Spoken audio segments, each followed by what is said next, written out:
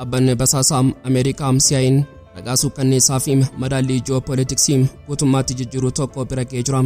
Mujtabaan Khaamene'ii inni durumaanuu aangoo hooggansaa qabatee injiinera dhugaa kan waraanaa fi siyaasaa Iraan ta'ee addunyaa ajajaa jira. Wanti hunda caalaa sammuu hooggantoota waraanaa Waashingitanii fi Tel Aviivin bitaa galche garuu eenyummaa Mujtabaa qofa osoo hin taane iccitii jabina isaa fi haala inni itti waraana kana hoogganaa jirudha. Basaastonni Ameerikaa fi Moosaad waggootaf doolaara biiliyoonaan lakkaa'amu dhangalaasanii sirna hordoffii elektirooniksii addunyaa uuman. Mujtabaan garuu teekinooloojii kana hunda meeshaa gatii hin qabne taasisee jira. Inni gootummaatti teekinooloojii irraa fagaateeti jira. Pireezidaantiin Iraan Pezeshkian ziyaaraa sa'aatii 2 fi walakkaa guutuu fudhate qaamaan hoogganaa olaanaa Mujtabaa Khaamene'ii faana walarguun marii taasisan ifa gochuun iccitii jabaa saaxilanii jiru. Pezeshkianii fi Mujtabaan akkamitti walargan bal'ina isaa qabannee jirra. Iraan murannoo guutuun meeshaa waraanaa ishee isa hunda caalaa sodaachisaa fayyadamuun onnee humna galaana Ameerikaa irratti dho'iinsa baqaqaa geggeessitee jirti. Akka ibsaa waraana Iraan irraa beetti Iraan yeroo tokkotti misaa'elota kruuzii farra doonii 8 fi dirooniiwwan of dhoosan 24 samiirra roobsitee jirti. Meeshaaleen kunniin kallattii garaa garaatiin bishaan irraa sigigaatanii fi samii tarsaasanii yeroo dhufan sirna ittisaa qilleensaa dooniiwwan Ameerikaa guutummaatti burjaaja'ee duudhaa fi jaamaatiin kun herrega waraanaa keessatti diina sammuu xaxuu fi meeshaa isaa fixachiisuudha. Iraan akkamitti haaloo baattee iccitii isaa qabannee jirra. Pireezidaantiin Ameerikaa Doonaald Tiraamp masaraa Waayit Haawus keessaa osoo hin bahin dura miidiyaa irratti ba'uun dubbii jabaa taasisee jira. Tiraamp murannoon har'a galgala deebii Iraan isa dhumaan eegnaa yeroo bitachaa jiru garuu dhugaan jiru sa'aatiiwwan muraasa keessatti adda ba'a jechuun addunyaatti labsee jira. Yoo aga xumuraatti nu faana turtan iccitii bal'aa ni dhageessu. Qophii keenya laayik gochuun jalqabaan affeerraa keenya yeroo maraati. Yooyaa ashama harka fuunee kabajamtoota dhaggeeffattoota keenya kun Oromia 24 News dha. Kanneen chaanala YouTube keenya faara taatan subscribe gochuun maatii keenya ta'aa. Qophiin keenya namoota hedduu bira akka ga'uuf laayik share gochuun waliif qooduun dagatinaa. Haga xumura qophii keenyaatti turtii gaarii.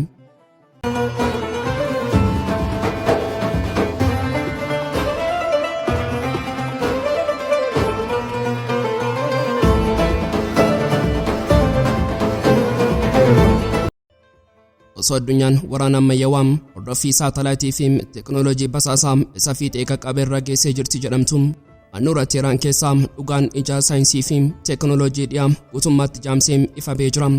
Waraana abbaa giddugaleessaa isa xaxamaa kana keessatti dhaabbanni basaasaa Ameerikaa CIA ragaa suukkanneessaa fi madaallii jiyoo-poliitiksii guutummaatti jijjiiruu tokko bira ga'ee jira. Wareegama Ayatollah Ali Khamenei booda hooggansaa Iraan eenyutu dhaala jechuun addunyaan osoo eegdu Mujtabaa Khaamene'ii ilmi hoogganaa olaanaa teessoo kanaa eeggachaa hin turre. Inni durumaanuu aangoo hooggansaa qabatee injiinera dhugaa kan waraanaa fi siyaasaa Iraan ta'ee addunyaa ajajaa jira. Wanti hunda caalaa sammuu hooggantoota waraanaa Waashingitanii fi Tel Aviivin bitaa galche garuu eenyummaa Mujtabaa qofa osoo hin taane iccitii jabina isaa fi haala inni itti waraana kana hoogganaa jirudha. Basaastonni Ameerikaa fi Moosaad waggootaaf doolaara biiliyoonaan lakkaa'amu dhangalaasanii sirna hordoffii elektirooniksii addunyaa uuman. Mujtabaan garuu teekinooloojii kana hunda meeshaa gatii hin qabne taasisee jira. Akkamitti iccitiin isaa baay'ee salphaa fi kan nama dhibudha. Inni guutummaatti teekinooloojii irraa fagaatee jira.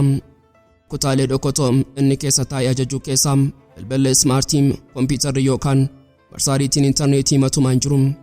Tarsiimuun waraanaa fi ergaan dippiloomaasii inni dabarsu hundi waraqaa irratti barreeffame namoota amanamoodhaan yookaan ammoo kallattiin qaamaan walarguun qofa raawwatama. Ameerikaan saatalaayitii samiirraatiin sagalee fi barreeffama elektirooniksii lafarraa butuuf yeroo carraaqxu Mujtabaan garuu sirna hooggansaa jaarraa 19ffaa fayyadamee sagalee qooqaa uumamaa fi waraqaa qofaan madaallii waraana addunyaa hoogganaa jira. Teekinooloojiin fala dhabee kompiitaroonni Waashingtan wanta elektirooniksiin hin hojjetamne fiduu fi cabsuu dadhabanii harka kennatanii jiru. Madaalleen jiyoo-poliitiksii har'aa gochaan kan walitti hidhamedha. Enya kana pireezidaantiin Iraan Pezeshkian Mujtabaa faana qaamaan wal arganii turtii dheeraa fi marii iccitii taasisuun isaa addunyaaf ergaa ifaatee tokko dabarsee jira.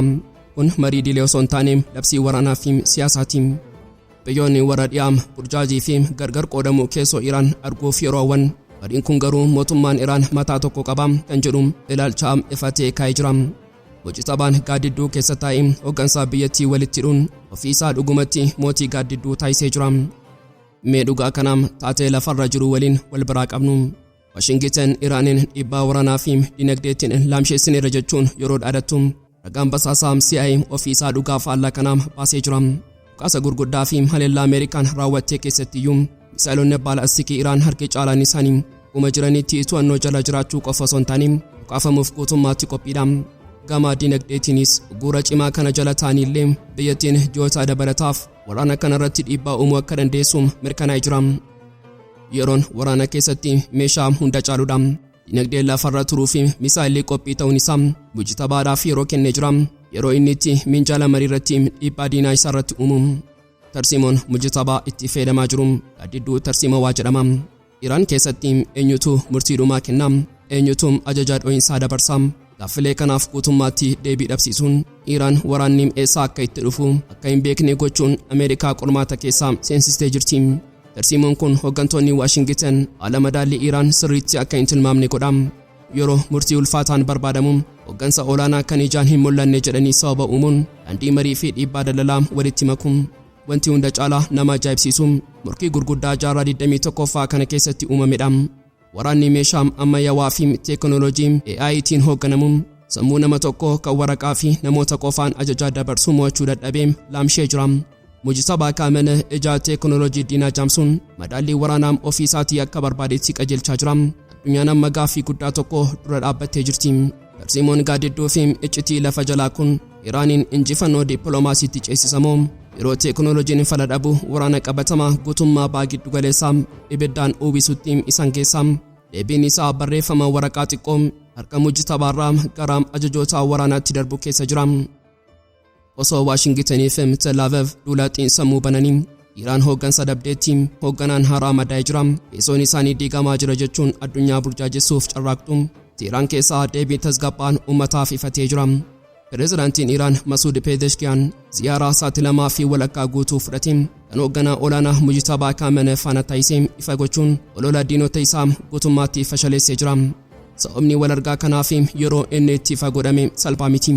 Ergaalee laansuu kanneessaa guraandhala 28 raawwatamee fi Ayatollah Ali Khamene'ii wareegames Mujtabaan uummata dura ba'een beeku. Dhokachuun isaa kun Ameerikaa fi Doonaald Tiraampiitiif karaa saaqe. Isaanis Mujtabaan haleellaa kanaan miidhamee jira. Hoggansi Iraan addaan bittinnaa jira. Murtee dabarsuu hin danda'an jechuun hawaasa Iraan keessatti shakkii uumanii uummata daandiitti baasuuf ololaa oofaa turan. Kanaafuu walarguun isaanii kun kallattiin duula xiinsammuu diinaa kana qolachuuf mootummaan Iraan fayyaalessaa madaaliin aangoos bakka isaa jira kan jedhu ragaa qabatamaa addunyaatti agarsiisuuf qindaa'e. Kaayyoon isaa inni guddaan dhiibbaa dinagdee fi ololaan uummanni akka abdiin kutanne ittisuudha. Haalli itti walargan ammoo caalaatti xiyyeeffannoo nama harkisa. Pezeshkian akkuma ibsetti mariin kun marii idilee kan daangaa fi sirna jabaan xaxame osoo hin taane marii iftoominaa fi waliif abboomamuu irratti kan hundaa'edha. Sa'aatii 2 fi walakkaa guutuu daangaa tokko malee kallattiin ijaan wal ilaalanii haasa'uun isaanii qaama raawwachiisaa yookaan pireezidaantichaa fi qaama murteessaa yookaan hoogganaa olaanaa gidduu wal hubannaan guutuun akka jiru agarsiisa. Mujtabaan haala of gadi qabuu fi ifa ta'een asooba sana geggeessuun isaa Pezeshkian irraa sodaa fi shakkii hambisee hafuura amanamummaa onnee isaa keessatti uumee jira. Kun madaallii jiyoo-poliitiksii keessatti baay'ee murteessaadha. Sababni isaas yeroo waraanaatti hoggansi olaanaa fi raawwachiisaan madaallii fi amantaa akkasii qabaachuun murtii saffisaa dabarsuuf isaan dandeessisa. Walumaa galatti diinni waraana qabatamaa cinaatti dhiibbaa dinagdee cimaa uumuudhaan uummanni harka qullaa fi mootummaa isaa irratti akka finciluun hawwaa ture. Haa ta'u malee ziyaaraan Mujtabaa fi Pezeshkian kun uummata Iraaniif ergaa tokkummaa cimaa dabarsee jira. Dhiibbaan alaa akkuma ammaatu hoggansi keessoo ammoo caalaatti walitti hidhamaa akka dhufe dhugoomsee jira. Ololli Tiraamp mootummaan Iraan addaan bittinnaa jira. Hoogganaan isaanii hin jiru jedhu haasaa fi tasgabbii sa'aatii muraasaa kanaan kufaatee jira. Iraan amma waraana dirree qofa osoo hin taane waraana xiinsammuu injifattee jirti. Hoggansi ishee dhokataas ta'u qaama raawwachiisaa waliin ta'ee murtii jabaa dhiyeessuuf qophii ta'uusaa ifa godhee jira. Osoo addunyaan dhiphinaa fi naasuun waraana baa giddu galeessaa hordoftu qilleensi ulaa Hormuzii fi galaana Oomaan inni Arabaa Rudaatiin ukkaamee ture. Har'a dhugaa seena qabeessaa fi madaallii humna addunyaa mootummaatti garagalchee keessummeessee jira. Wanti dirree galaanaa irratti raawwatame wallabdee yeroo gabaabaa yookaan dhukaasa tasaa hin turre. Inni bombaleetti waraanaa isaa eegumsaa fi of tuulummaa Ameerikaa qullaambisee seenaa humna galaanaa warra dhiyaarratti madaa hin qorre uumedha.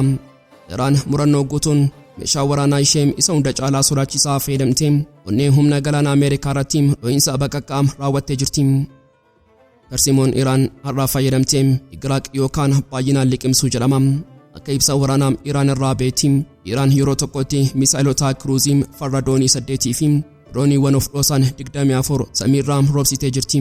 Meeshaaleen kunniin kallattii garaa garaatiin bishaan irraa sigigaatanii samii tarsaasanii yeroo dhufan sirni ittisaa qilleensaa dooniiwwan Ameerikaa guutummaatti burjaaja'ee mudaa fi jaamaatiin erga waraanaa keessatti diinaa sammuu xaxuu fi meeshaa isaa fixachiisuudha. Ameerikaan isheen humna galaanaa keenyaa gaachana sibiilaatiin eegganneerra dooniin keenyaa hin tuqamu jechuun dhaadatu yeroo jalqabaaf dhugaa liqimsuuf dirqamtee jirti. Ajajni giddugaleessa Ameerikaa erga dhoksuu fi haaluu yaalee booda wal'aansoon cimaan Iraan wajjin raawwatamu ifattamanii jira.